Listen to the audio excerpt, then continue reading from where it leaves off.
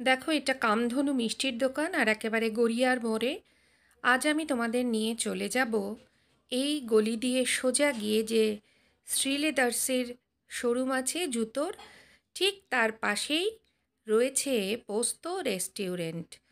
আজ তোমাদের আমি এখানেই নিয়ে চলে যাচ্ছি। দেখতে পাচ্ছ ওপরে বোর্ড রয়েছে এবং তাতে লেখা রয়েছে পোস্ত রাজবাড়ি।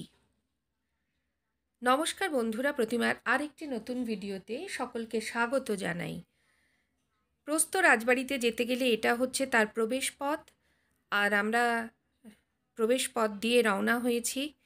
এবার চলে যাব রাজবাড়ির মধ্যে। একটি বিশেষ কারণে আজকে আমরা এখানে এসেছি লাঞ্চ করতে, আর তোমাদেরকেও সঙ্গে নিয়ে যাচ্ছি, যাতে সব কিছু দেখে যদি ভালো লাগে তবে তোমরাও এখানে চলে আসতে পারবে। এই যে বাবু ধুতি পাঞ্জাবি পরে সেজে চলে এসছে রাজবাড়িতে। আর বললাম না, একটি বিশেষ দিনে আমরা গিয়েছিলাম, দিনটি ছিল বাবুর জন্মদিন, আর তার সেলিব্রেশনের জন্যই আমরা এখানে লাঞ্চে এসেছি।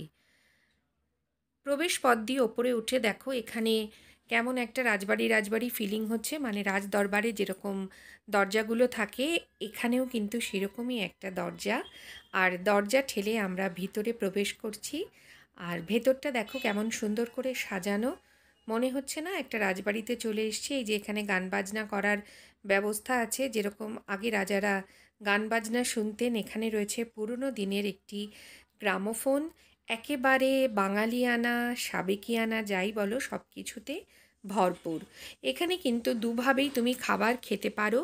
এখানে বাফেট সিস্টেম রয়েছে, আবার থালি সিস্টেমও রয়েছে। বাফেট সিস্টেমে খেলে তোমাদের বাফেট আইটেম থেকে খাবারগুলো নিয়ে এসে টেবিলে বসে খেতে হবে।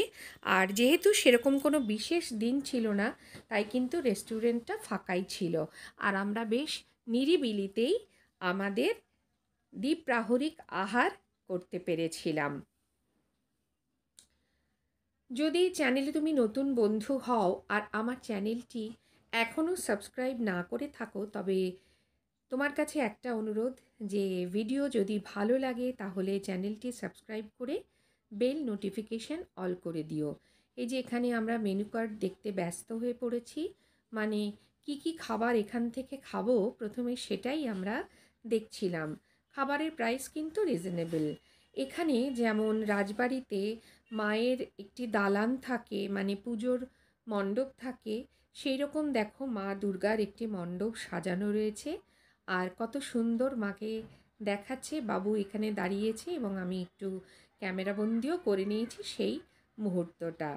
বাবুর জন্মদিনের জন্য যে আমাদের যে রিচুয়াল, ফুলের মালা প্রদীপ, সেগুলো সবই ওরাই ব্যবস্থা করে দিয়েছে। আমি মালা পরিয়ে দিলাম, তারপর বাবুর কপালে চন্দনের ফোঁটা দিয়ে দিলাম। ধান দুব্য ছিল যেটা দিয়ে আমি বাবুকে আশীর্বাদও করলাম। তোমরাও সকলে বাবুকে আশীর্বাদ করো যাতে আগামী দিনগুলো ও সুস্থভাবে কাটাতে পারে। এখানে প্লেটের মধ্যে বাটিতে করে পায়েসও দিয়েছিল। আমি বাবুকে একটু পরে পায়েস খাইয়ে দেব। এই যে পায়েস খাইয়ে দিচ্ছি। আর এখানে কিন্তু যেহেতু একেবারেই বাঙালিয়ানায় ভরপুর, তাই আমরা কোনো কেক নিয়ে আসিনি। এটা দিয়েই বাবুর আজকে পায়েস দিয়েই জন্মদিন পালন হলো। তোমাদের বিশেষ বিশেষ মানুষজনের জন্মদিন কিংবা অন্য কোনো অনুষ্ঠানে তোমরা এখানে কিন্তু চলেই আসতে পারো। এবারে আমাদের খাবার চলে এসেছে। আমরা থালি অর্ডার করেছিলাম। প্রথমে আমরা নিয়েছিলাম ফিশ ফ্রাই, দুটো ফিশ ফ্রাই কিন্তু 280 টাকা ছিল। আর খুবই ভালো ছিল ফিশ ফ্রাইটা, মানে স্বাদে গুণে একেবারে অতুলনীয়। বাবু এক্ষুনি রিভিউ দেবে, দেখো। এই যে বাবুর পছন্দের ফিশ ফ্রাই। ফিশ ফ্রাই ভালো, বেশ ভালো না? আর বেশ মোটা সোটা, ভেটকি মাছ পুরো। আমরা দুরকম থালি অর্ডার করেছিলাম। একটা হচ্ছে বরিশালি থালি, যার প্রাইস ছিল 750 টাকা। সেখানে ছিল বাসমতি চাল, সোনামুগ ডাল, আলু ভাজা, আলু পোস্ত, ভাপা ইলিশ, চাটনি, পাঁপড়, রসগোল্লা এবং পায়েস। আর একটা ছিল ঢাকাই থালি, যার প্রাইস ছিল 570। সেখানে একই ছিল, মাছের বদলে ছিল মাটন। 2 পিস থেকে 3 পিস মাটন দেবে। আর খাবারের স্বাদ মোটামুটি, খুব খারাপও বলবো না, আবার খুব ভালোও বলবো না। দেখো এখানে সব বাফেট আইটেমগুলো রয়েছে। তা আমরা তো থালি সিস্টেমে খেয়েছি, সেই জন্য বাফেট আইটেমগুলো আর আমরা দেখিনি, কারণ ওখানে গিয়ে গিয়ে নিয়ে আসতে হতো। আর বসে খেলে আলাদা একটা তৃপ্তি পাওয়া যায়, সেই কারণেই আমরা থালি অর্ডার করেছিলাম।